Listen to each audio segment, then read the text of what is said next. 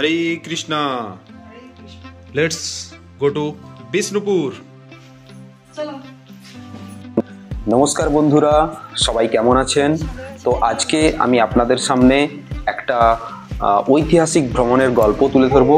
এক এমন জায়গার গল্প বলবো যা কিনা বাংলার ঐতিহ্যের প্রতিচ্ছবিটা খুব দৃঢ়ভাবে বহন করে। আচ্ছা বন্ধুরা, কখনো কি আপনারা এমনভাবে ভেবে দেখেছেন, যখন আপনি একটা থ্রিলার মুভি দেখেন, সেই থ্রিলার মুভিতে বিভিন্ন সমস্ত কিছু ক্লুকে এক জায়গায় করে একটা গ্যাপ পূরণ করা হয়। আমার মনে হয় ইতিহাসটাও যেন ঠিক তেমনই, বিভিন্ন ধরনের নিদর্শন, স্থাপত্য, বিভিন্ন জিনিসকে খনন করে সেগুলো সম্পর্কে জেনে কোথাও না কোথাও যেন একটা গ্যাপ পূরণ করার চেষ্টা করা হয়। আমরা যথারীতি অনেকটাই লেট করে ফেলেছি, তবুও ট্রেন আছে 6:28-এ। আমরা চলে এসেছি, এখন বাজে 6:22, মানে অনেকটাই লেট হয়ে গেছে। তো চলো ট্রেনটা আগে ধরি। বাংলার বুকে ছড়িয়ে আছে ইতিহাসের অসংখ্য রত্ন, আর তেমনই এক অনন্য রত্ন হলো বিষ্ণুপুর। টেরাকোটার মন্দির, মল্লরাজাদের সেই ইতিহাস, বিশ্ববিখ্যাত বালুচরী শাড়ি, সবকিছু মিলিয়ে বিষ্ণুপুর এক অনন্য গন্তব্য। আজ আমরা চলেছি এই ঐতিহ্যবাহী শহরের অলিগলিটা ঘুরে দেখতে, এর ইতিহাসের গল্প শুনতে আর এক শৈল্পিক সৌন্দর্য অনুভব করতে। তো চলুন শুরু করি আমাদের আজকের যাত্রা রূপসী বাংলার হাত ধরে। আমি বলতে চাচ্ছি যে আমরা কিন্তু রূপসী বাংলা সুপারফাস্ট এক্সপ্রেসটা সাঁতরাগাছি স্টেশন থেকে ধরেছিলাম।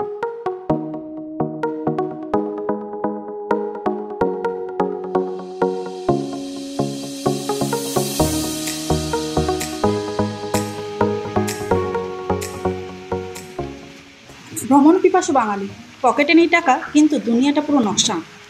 যতই ভাবি না কেন অন্য কোনো কাজের কথা, একদিনের ছুটি পেলে মন আর থেমে থাকতে চায় না। বেরিয়ে পড়তে ইচ্ছে করে নতুন ঠিকানা, নতুন নতুন অভিজ্ঞতাতে। আজকে আপনাদের সামনে তুলে ধরবো ঐতিহাসিক কাহিনী, যা শুনে আপনাদের মন আনন্দে আসতে চাইবে এইসব জায়গাতে।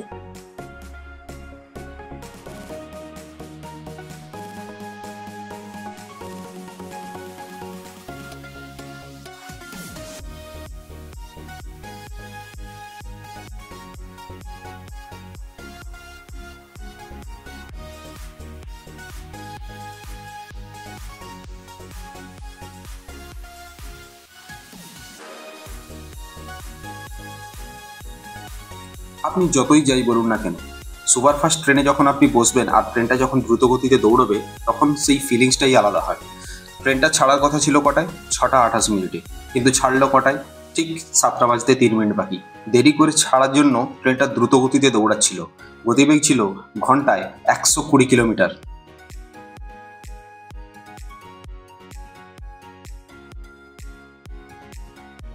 যেতে যেতে সুন্দর এই গাছপালা দেখতে দেখতে কিছু কথা আপনাদের সঙ্গে শেয়ার করে নিই।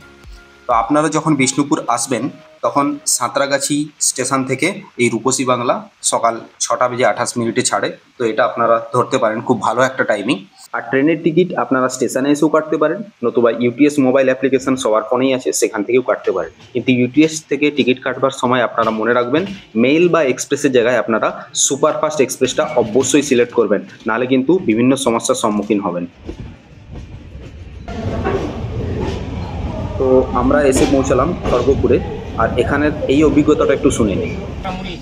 দেখুন, খড়গপুরে এরকম একটা প্যাকেটের মধ্যে পুরি আর সবজি পাওয়া যায়। আমার রিকমেন্ডেশন একদম খারাপ।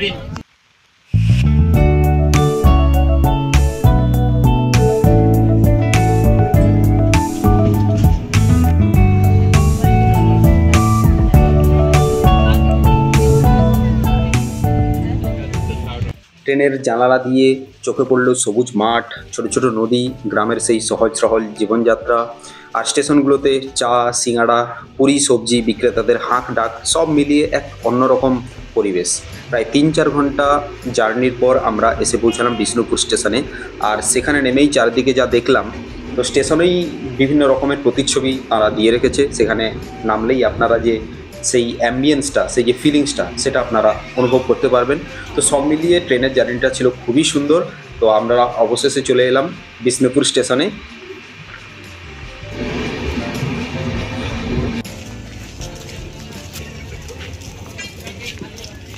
তো hello friends, welcome to world of Aditi. আমরা এসে গেছি বিষ্ণুপুর জাংশনে। তো এটা ছিল রূপসী বাংলা ট্রেন, এখনই ছেড়ে দিল। সঙ্গে আছে আমার মা, আর ক্যামেরা ধরে আছে ওয়ার্ল্ড অফ অদিতিস অদিতি। তো ট্রেনটা তো ঢোকার কথা ছিল 9:30, এখন বাজে 9:50, প্রায় 20-25 মিনিটের লেট। তো ঠিক আছে, দেখে নেবো আশেপাশে জিনিসগুলো, আগে সমস্ত কিছু ব্যবস্থাপনাটা করে নিই। সমস্ত কিছু স্টেপ বাই স্টেপ, কিভাবে আসবেন, কোথায় কত টাকা যাবে, গাড়ি ভাড়া কেমন হবে, সমস্ত কিছুটা এই ভিডিওর মধ্যে বর্ণনা থাকবে। আর don't forget my punch line, do not forget to make association with the God. Hare Krishna. চলো।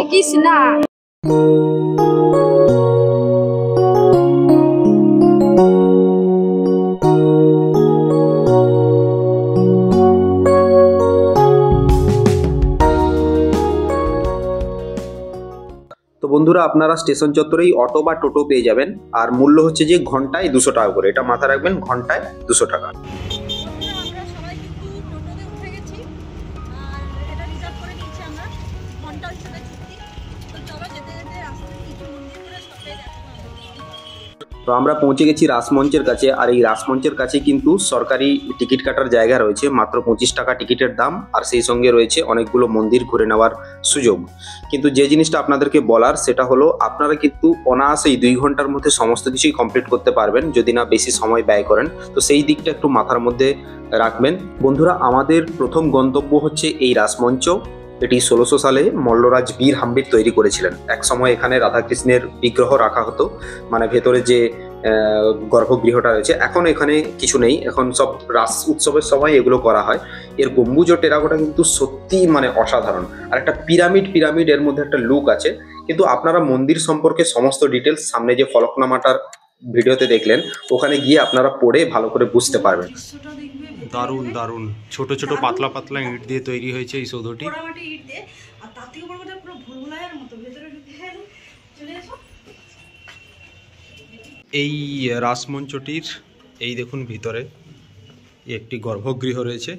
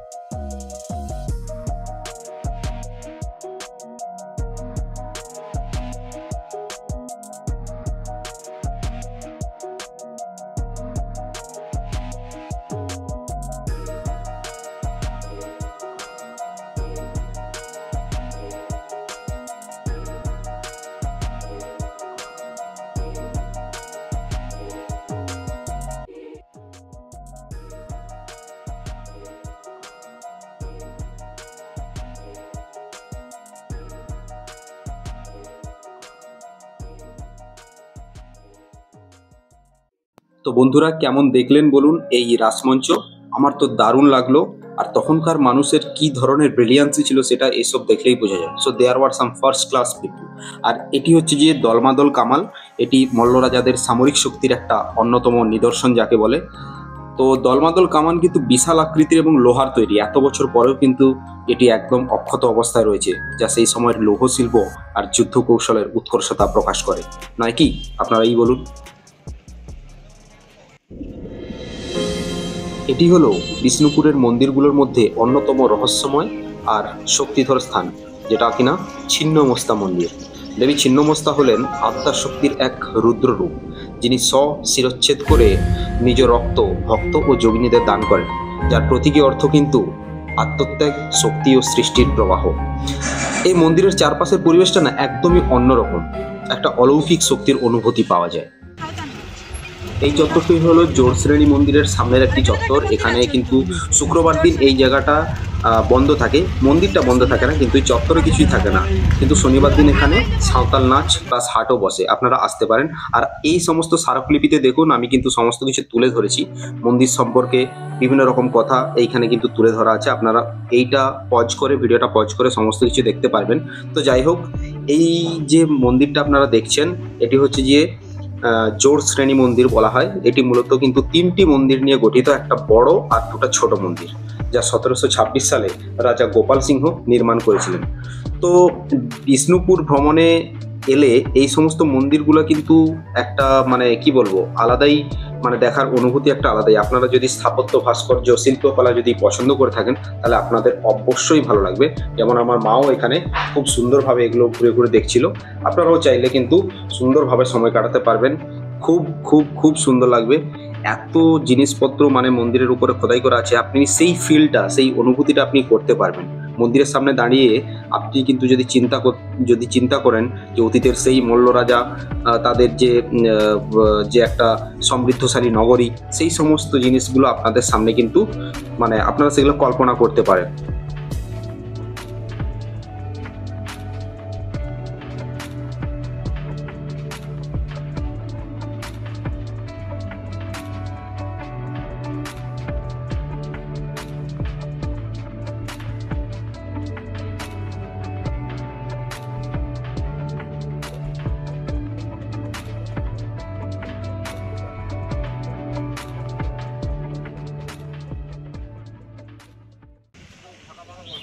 এটা হচ্ছে রাধা গোবিন্দ মন্দির। তো একই ধরনের মন্দির, তাই আমরা আর ভিতরে ঢুকছি না। তবে জায়গাটা খুব সুন্দর লাগছে, বাতাস, পাতা উঠছে, তার উপরেই মন্দির দারুণ। আপনাদেরকে কিন্তু আসতেই হবে। আমাদের ভিডিওটা দেখুন, সব ইনফরমেশন থাকলো। আর এই দুটো মন্দির হলো রাধা গোবিন্দ মন্দির আর কালাচাঁদ মন্দির, যা স্থাপত্য শৈলী আর ধর্মীয় ঐতিহ্যের এক চমকপ্রদ উদাহরণ। প্রতিটি মন্দিরের গায়ে খোদাই করা সেই টেরাকোটার শিল্প, যা আমাদের অতীতের গৌরবকে বলে। বিষ্ণুপুর ঘুরতে এলে কিন্তু এটা না দেখলেই নয়। আর এই লাল শিমুলের ফুল সঙ্গে এই তুলসীর মঞ্চটা আমার দারুণ লেগেছিল। আপনারা দেখুন তো এই তুলসীর মন্দিরটা দেখতে কতটাই সুন্দর লাগছে। তো আমরা এখন লালবাঁধ ঝিলটা খুব সুন্দর লাগছে। দেখুন, আপনারা কেউ যখন আসবেন এখানে বসে অনেক সময় কাটাবেন। তবে গরমকালে আসলে খুবই গরম হবে দিনের বেলায়। একটু যখন শীতের শেষ, গরমের শুরু, এইরকম সময়টা আসার চেষ্টা করবেন, তাহলে খুবই ভালো লাগবে। আর এই জায়গাটার নাম হলো গুমঘর, আর যেটা ছিল প্রাচীন কারাগার মল্ল রাজাদের। এই মন্দিরটা হলো শ্যামরাই মন্দির। এটি রাজা রঘুনাথ 1643 সালে নির্মাণ করেছিলেন এবং এটি বিষ্ণুপুরের অন্যতম একটা সুন্দর পঞ্চরত্ন মন্দির। যখন আমি বলছি পঞ্চরত্ন, এটার মানে হচ্ছে 5টা চূড়া রয়েছে। এই মন্দিরটি শ্রীকৃষ্ণকে উৎসর্গ করেই কিন্তু বানানো হয়েছে। আর মন্দিরের প্রতিটি অংশে আপনারা কৃষ্ণলীলার যে নানা দৃশ্য সেটা আপনারা দেখতে পাবেন, যেমন রাধা কৃষ্ণের রাসলীলা, বৃন্দাবনের জীবন, যুদ্ধের দৃশ্য, এমনকি মল্ল রাজাদের রাজকীয় জীবনযাত্রার চিত্রও কিন্তু এখানে আপনারা দেখতে পাবেন। তো যদি আপনি বিষ্ণুপুর আসেন তাহলে শ্যামরাই মন্দির কিন্তু অবশ্যই ঘুরে দেখবেন। আর এখানে আমরা এই হনুমানজি কিনেছিলাম। এটি হচ্ছে জোড়বাংলা মন্দির, যা টিনের ছাদের শৈলীর আদলে তৈরি একটা মন্দির।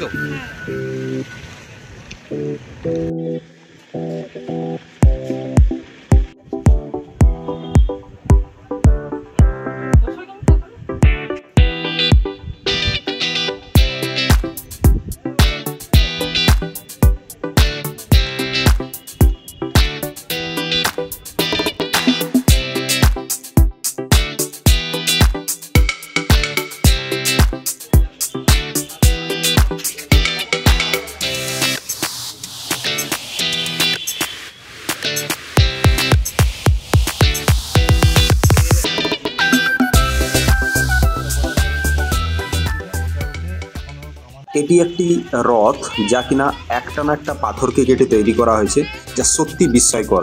প্রচলিত মতে এটি রথযাত্রার সময় শ্রীকৃষ্ণের রথ হিসেবে ব্যবহৃত হতো। আর এই মন্দিরটা হলো মদন মোহন মন্দির।